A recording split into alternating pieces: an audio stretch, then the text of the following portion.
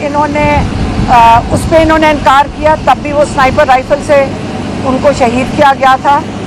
लेकिन बाद लोग खौफ में चले गए और उस खौफ के अंदर इन्होंने उस खौफ कैसे हुआ था, इन्होंने लोगों के घर तोड़े, ख़वातीन के साथ वो किया, जुल्म किया जो कभी पाकिस्तान की तारीख में नहीं देखा गया।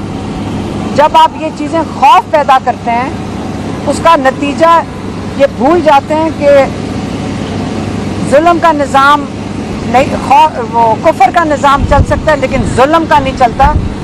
उसके बाद लोगों ने अपना हक राय अदा, उन्होंने सोचा कि हम पाकिस्तान के फ़ैसले हम करेंगे। इस जुल्म के ख़िलाफ़ जब उन्होंने वोट दिया, आपने उनका वोट चोरी किया और ये जुल्म का निज़ाम कम नहीं होना था। ये लोगों के लिए पैगाम है। अब आप देख लें कि जब ये जुल्म का निज़ाम, अगर आपका ख्याल था कि अगर आप खौफ में बैठे रहेंगे तो ये जुल्म का निज़ाम ख़त्म हो जाएगा, अगर आप भेड़ बकरियां बनने से इनकार करेंगे कि जुल्म का निज़ाम ख़त्म हो जाएगा, फिर आप 26 नवंबर देख लें।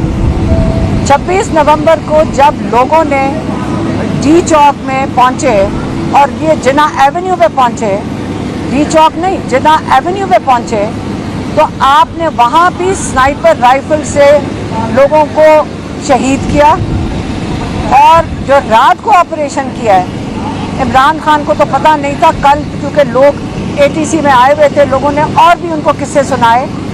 तो उन्होंने कहा कि जो डी चौक के बाद नहीं, इन्होंने पूरी जिना एवेन्यू पे जो ऑपरेशन किया रात को लेट नाइट, उसमें से बहुत लोग मिसिंग पर्सन्स हैं। 150 से 200 तो अभी पता चल रहा है, लेकिन इसका फिगर, अगर आपका ख्याल है कि ये बातें छुपेंगी कि छुपेंगी नहीं, आपने पिछले 2 साल में पहले आपने जमहूरियत को ख़त्म किया, आपने सोशल मीडिया को ख़त्म किया, आपने जुडिशरी को ख़त्म किया। अब पाकिस्तानी कौम को वो बता रहे हैं कि याद रखें, जमहूरियत 3 सतूनों पे खड़ी है। आपकी नेशनल असेंबली, आपके जो नुमाइंदे हैं, आपकी मीडिया और आपकी जुडिशरी। आपको पता है कि इन तीनों चीज़ों, तीनों सतूनों को ज़मीन बोस कर दिया गया है। और आपका ख्याल है कि आगे क्या होगा? इन हालात में इमरान खान कह रहे हैं कि कैसे हो सकता है कि पाकिस्तान में कोई आके इन्वेस्ट करेगा। इस किस्म के निज़ाम में ना आपकी इन्वेस्टमेंट आएगी, ना यहाँ पे किसी को तहफ़्फ़ुज़ होगा अपनी जुडिशरी से, और ना यहाँ कोई कारोबार करना चाहेगा। तो आगे के दिन पाकिस्तान के लिए बहुत तारीख हैं। यहाँ पे छोटी सी माफिया बैठी है, आपके बिजली के बिलों से आपको पता चलता है कि ये माफिया किसको पैसे जा रहे हैं, ये बिजली घर किसके हैं, इन्हीं लोगों के हैं जो इस वक्त आपके मुल्क को कंट्रोल कर रहे हैं। तो अब आपने फैसला करना है कि आपका ख्याल है कि हम चुप करके बैठ जाएंगे जितना आपने जुल्म किया है। अब उन्होंने अपने 2 डिमांड्स आगे रखे हैं। उन्होंने कहा, एक डिमांड कि सुप्रीम कोर्ट के जो सबसे टॉप आपके 3 जो जजेस हैं सुप्रीम कोर्ट के, सीनियर मोस्ट जजेस के नीचे एक JIT बनाई जाए। JIT 9 मई और 26 नवंबर की तहकीकात करें, उसकी रिपोर्ट शाया करें। उसके अलावा हमें किसी पे एतमाद नहीं है। ये एक हमारी पहली डिमांड है। और दूसरी डिमांड 9 मई के हवाले से और 26 के नवंबर की वजह से आपने जितने पॉलिटिकल प्रिजनर्स जेलों में डाले हैं, इनको रिहा किया जाए। ये 2 डिमांड्स नहीं होती तो फिर इमरान खान ने कहा हम सिविल डिसोबीडियंस की तरफ जाएंगे। और इसके अंदर जो पहली डिसोबीडियंस है, इमरान खान ने कहा है कि मैं अपने ओवरसीज़ पाकिस्तानियों को कॉल दूंगा कि आप पाकिस्तान में रेमिटेंसेस बंद कर दें। ये जो निज़ाम समझ रहे हैं कि आप ये IMF के ऊपर चल रहे, नहीं, ये पाकिस्तान का निज़ाम हमारे पाकिस्तानी ओवरसीज़ पाकिस्तानियों की मेहनत की कमाई, उनकी मेहनत की कमाई पे चल रहा है। वो ये पैसा भेजते हैं, यहाँ अरबों डॉलर वो भेजते हैं जिसकी वजह से पाकिस्तान का निज़ाम चल रहा है। वो यहाँ पे 25-30 बिलियन डॉलर भेजते हैं। आप IMF का $1 बिलियन को क्लेम करते हो कि हमने फतह कर लिया। आज तक आपने नहीं कहा کہ جو ہمارے اوورسیز پاکستانی ہیں انہوں نے کتنا سہارا اس ملک کو دیا جب آپ اس کو تباہ کر رہے ہیں. اور انہی پاکستانیوں کو آپ برا بھلا کہتے ہیں, ان کو دھمکیاں دیتے ہیں. باہر بیٹھے ہوئے جب وہ آواز اٹھاتے ہیں آپ ان کے یہاں رشتہ داروں کو اٹھا لیتے ہیں. یہاں کتنی رپورٹس ہیں جس میں آپ نے وہاں پہ آواز اٹھانے والوں کے رشتہ داروں کے گھروں میں جا کر ان کو حراست میں لیا ہے, ان کو دھمکیاں دی ہیں. تو اب اوورسیز پاکستانیوں کو اگر آپ نے یہ 2 مطالبات نہ پورے کیے جمعہ تک, تو ہم جمعے کو یوم سوگ بھی ہے. جتنے شہداء ہیں ان کے لیے پشاور میں یوم سوگ کا انتظام ہوگا اور ادھر یہ اناؤنس ہوگا.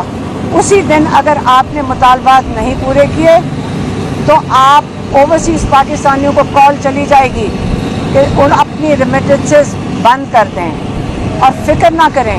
جو ان کے یہاں رشتہ دار ہیں ان کے پیسے کم نہیں پڑیں گے, وہ بھی گزارا کر لیں گے, وہ گزارا کر لیں گے. مشکلات ہوئیں گی وہ گزارا کر لیں گے, لیکن یاد رکھیں آپ لوگ نہیں کر سکیں گے اگر آپ نے حکومت چلانی ہے.